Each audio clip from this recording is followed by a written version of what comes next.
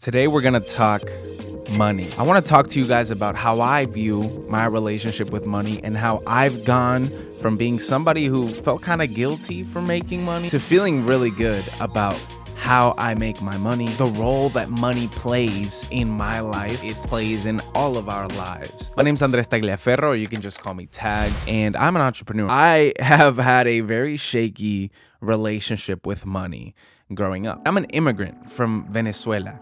So we moved to the States when I was 5 years old. There's just something about, growing up in poverty, your parents both working two jobs and gigging back and forth. They were musicians. There's something about leading a very humble life that molded my mind into thinking that money was something of a luxury. And there was this weird taboo with money in my life growing up. I always thought that to want to build a successful business was evil, and that, people with corporations and with successful businesses were inherently evil. Like, you must have done something bad, because I saw my parents working their butts off and making not that money. So my relationship with money growing up was one of scarcity. It's something I really had to learn a lot about and develop in my mind to get to a place where I felt comfortable asking companies to pay me $10,000 for a video campaign. It wasn't until I completely changed my perspective on how I viewed dollars and money. So I was able to fully let go of that kind of scarcity poverty mindset. So in this video, I want to offer 3 tips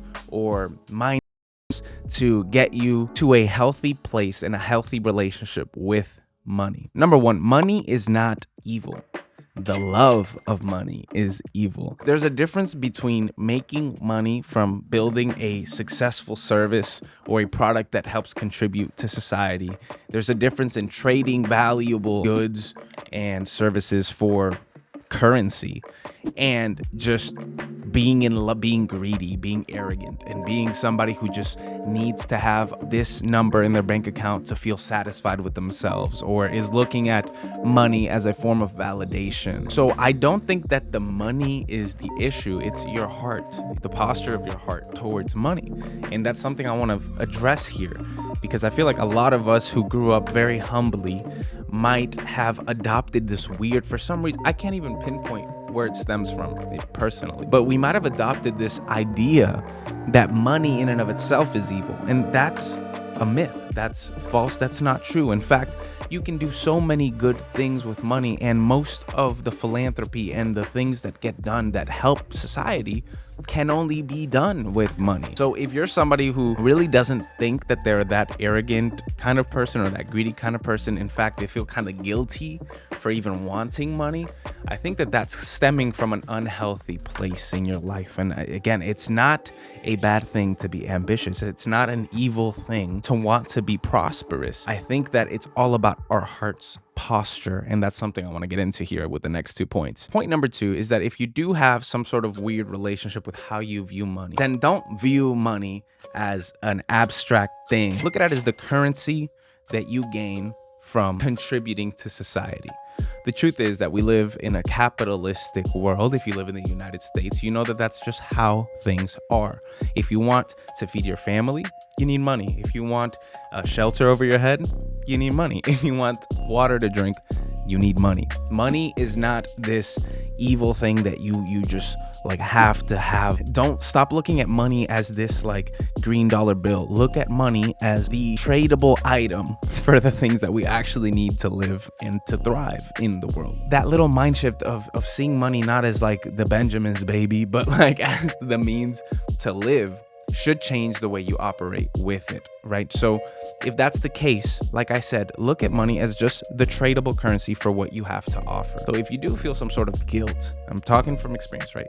Some guilt of asking for X money or receiving X money. Money is the thing that allows you to multiply the service that you are giving. It's to multiply the product you are selling, to multiply your contribution to society. So if you feel a calling and a purpose, and you're ambitious in this place, right? And you feel like that ambition is rooted in a positive thing, then money is the accelerator. Money is the multiplier of being able to do that at scale and more. It's not this greedy thing. It's simply the means for growth for whatever you are contributing to the world around you. And the third thing I'll say is that I had this notion of people who were rich and who had a lot of money as being people who just didn't care about people without money, who didn't care about the advancement of society. It felt like this greedy thing, like money was an attachment to greed and to selfishness. And if you want more money, then it means that you have to use that money selfishly.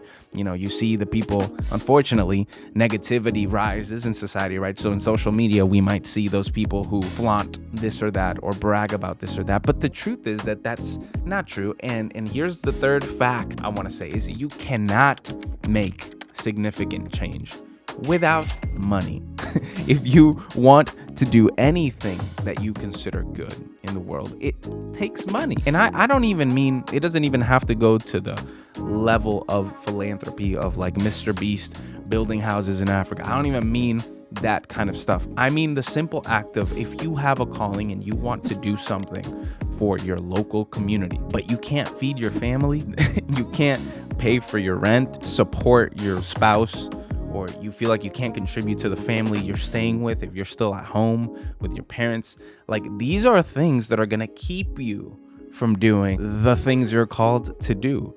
So at the bare minimum, you need to have money in order to actually do the thing you're called to do. This YouTube channel, this stuff that I feel so called to, I've been in seasons where I had to work 2 jobs and it took all of my time just to be able to pay the rent, pay my bills. Because of that, because I didn't have time to do this kind of stuff that I'm passionate about, I wasn't able to do this stuff I'm passionate about. So to you, instead of looking at money as the, attachment to greed, look at money as the means to freedom, as the means to actually being able to fully do what you feel called to do in the world. Because that's the truth.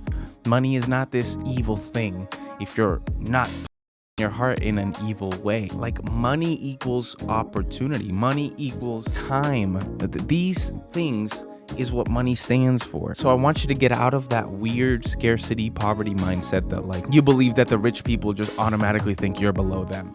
I know so many good people, amazing people who serve their communities, who are active church members, who give away more money than you would ever imagine.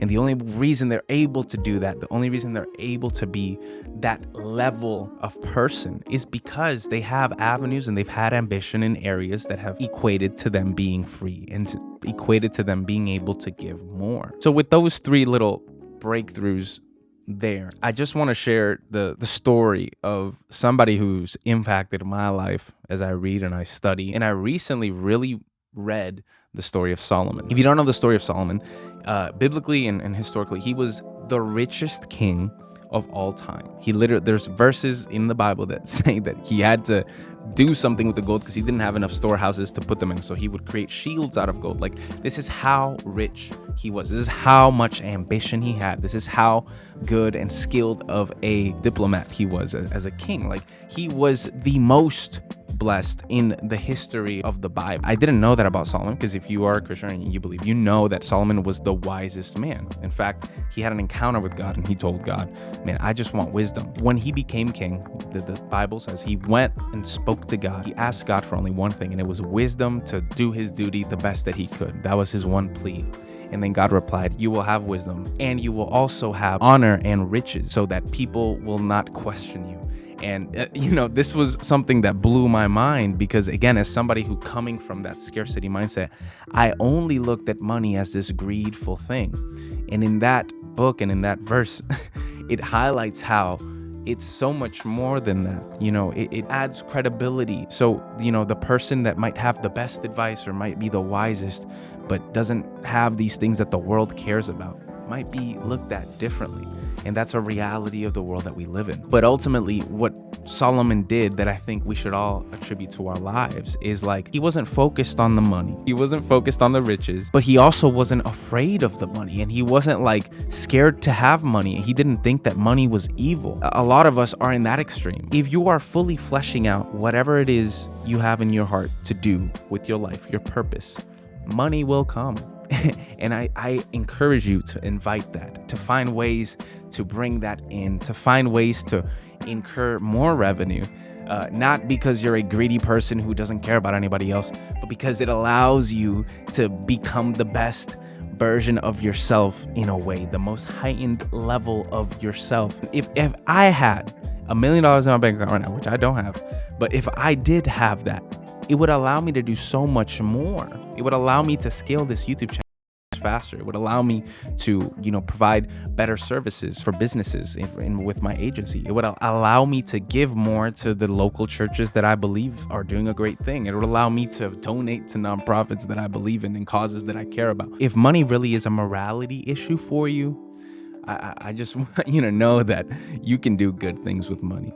And the fact is, you can't do the best things that you can do for society without it. But if you like this video, I would encourage you to subscribe and like the video. And if you've never done this, I want to encourage you to go down and drop a comment, especially if you're a subscriber. And even if you're not, go drop a comment, join the community, be a part of an active community of people who don't just respond to what I'm saying through the comments, but respond to each other in the comments. That's something really important to me and something I want to build as we continue to build this channel. But I hope you really got something out of this. You got value out of this. My name's Andres Tagliaferro. You already know what to call me. But no matter where you are in your journey with your finances, remember to stay grateful and have a good one. Peace.